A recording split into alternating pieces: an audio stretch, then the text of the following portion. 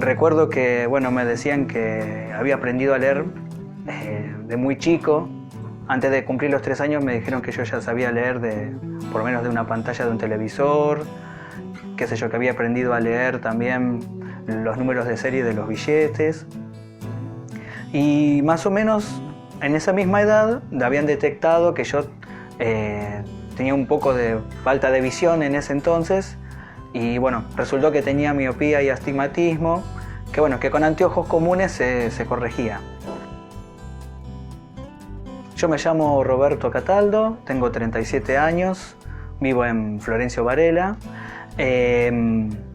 Bueno, de chico yo nací en Capital Federal, fui, no sé, normal, digamos, en el sentido, bueno, tenía mis amigos,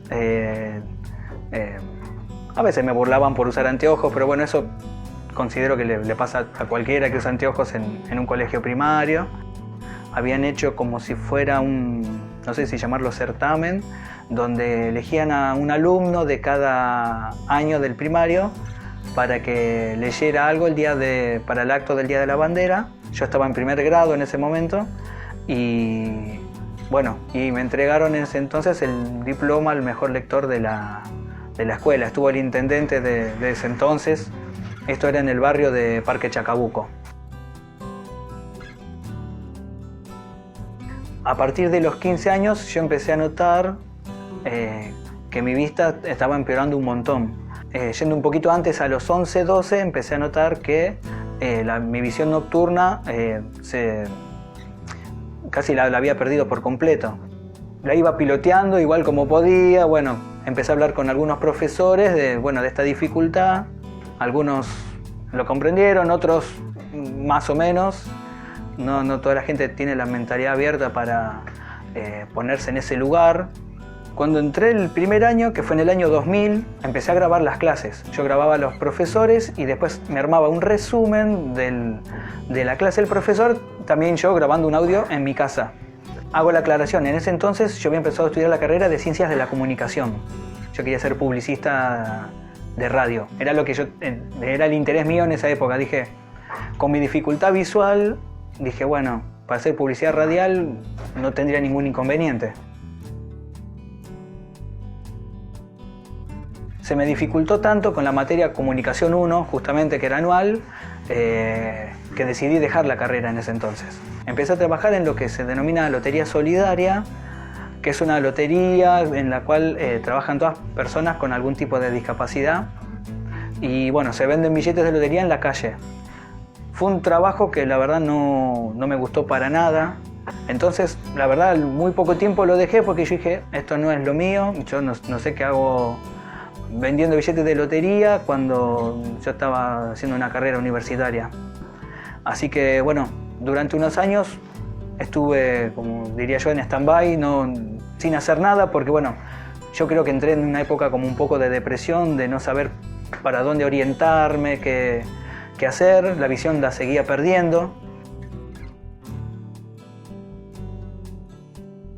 En 2012 me anoté para el CBC de psicología, pero ya con nuevas herramientas. Grababa las clases, pero después yo utilizaba la computadora para estudiar. Entonces ya no tenía que depender de otra persona que me ayudara. Comencé con mucho miedo, la verdad, porque yo había dejado de estudiar en 2001. Entonces yo había estado 11 años sin pisar una facultad y yo ya no sabía si estaba en condiciones de ponerme a estudiar una carrera. Y bueno, en la carrera sí hubo muchos obstáculos a la hora de conseguir el material de estudio, porque yo necesitaba material digital que se pudiera usar en computadora. Y bueno, a veces sabía, a veces no. A veces los profesores facilitaban, a veces no. Muchas veces mis compañeros me ayudaban, muchas veces no. Entonces era una lucha materia por materia. En cada materia yo tenía que hablar con el profesor o hablar con el jefe de la cátedra, explicarle mi situación.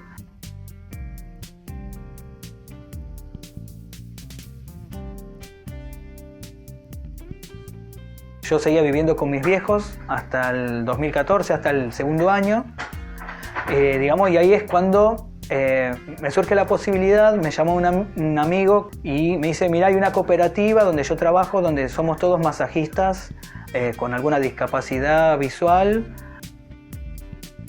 Y bueno, justo estamos por entrar en una empresa grande y necesitamos más masajistas. Fui, tuve la entrevista de trabajo, anduvo todo bien y bueno, y ahí empecé a trabajar. Ahí es donde la conozco a Nati, a mi señora. Bueno, soy Natalia Serra, tengo 40 años, vivo en Florencio Varela, desde que nací acá. Y bueno, mi infancia fue como una infancia normal, lo que yo considero, ¿no? Siempre una nena muy alegre, con mis amigos, solía jugar en la vereda cuando se podía, ¿no? Me gustaba muchísimo andar en bici.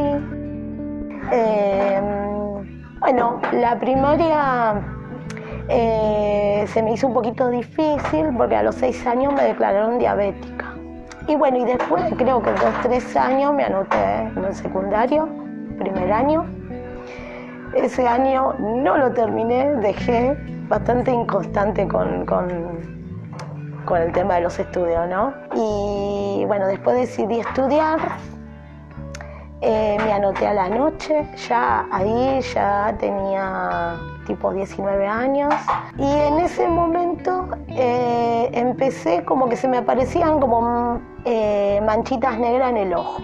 Entonces mi mamá me dice, bueno, dale, vamos al oculista, vamos a ver por qué te pasó eso.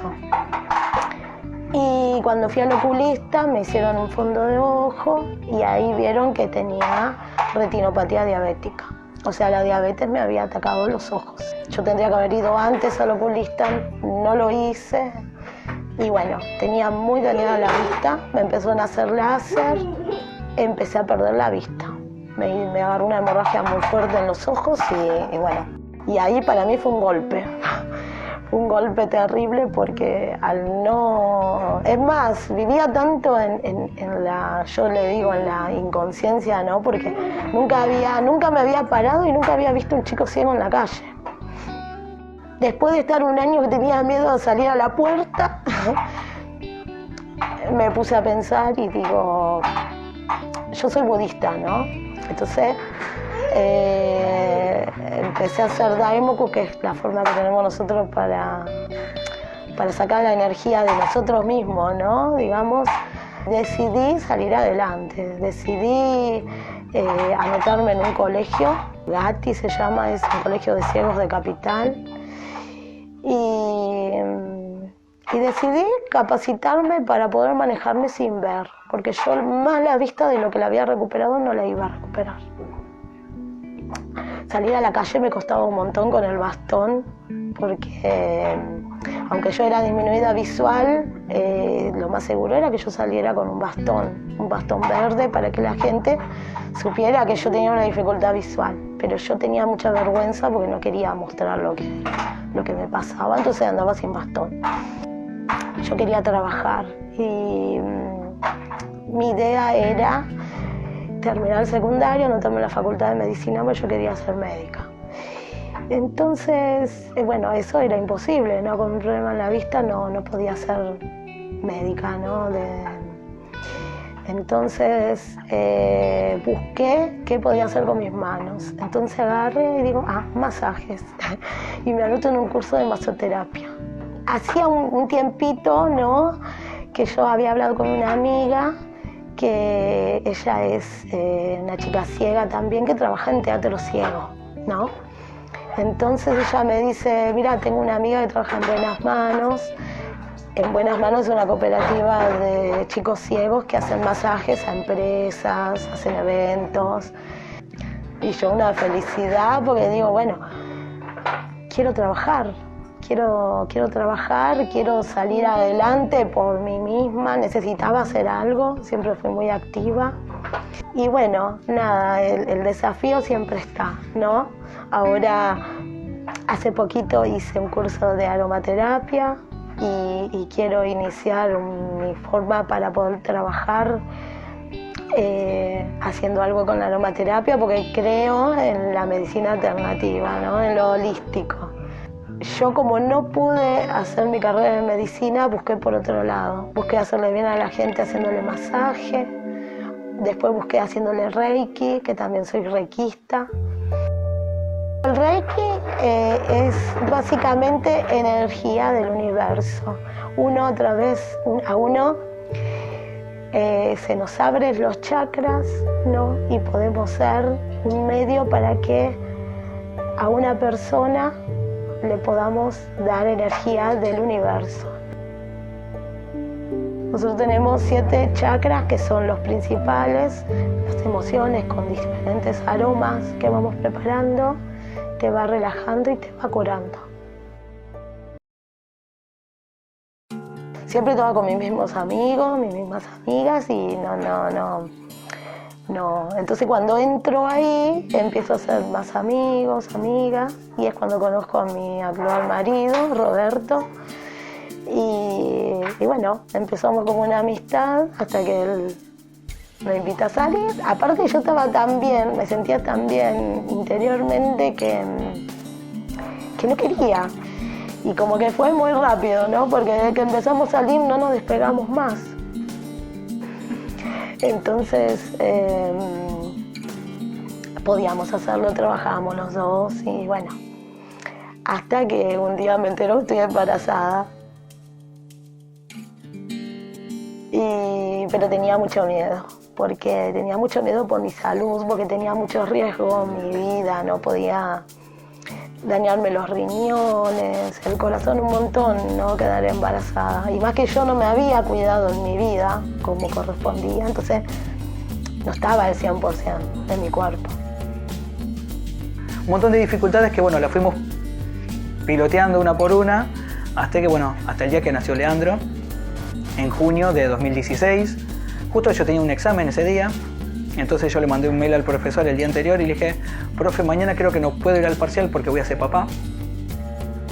Y bueno, fue creciendo a poquito. Cuando empezó a comer, ese era otro desafío.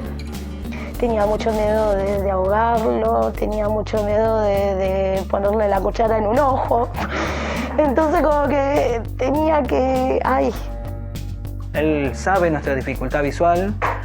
Yo voy con él por la calle con el bastón y él, si me ve que estoy por chocar con algo, él me agarra el bastón, me lo mueve del lugar y me guía por donde no me voy a chocar. Salgo a pasear con Lean, porque a él le encanta salir a pasear. Bueno, también al principio me costó mucho salir con él a la calle, con el miedo a que le pase algo, miedo a que se me suelte de la mano. Por donde vivimos a veces hay que caminar por la calle, entonces miedo cuando pasan los autos cerca, pero bueno, era un miedo que había que superar sí o sí porque encerrado no lo íbamos a dejar.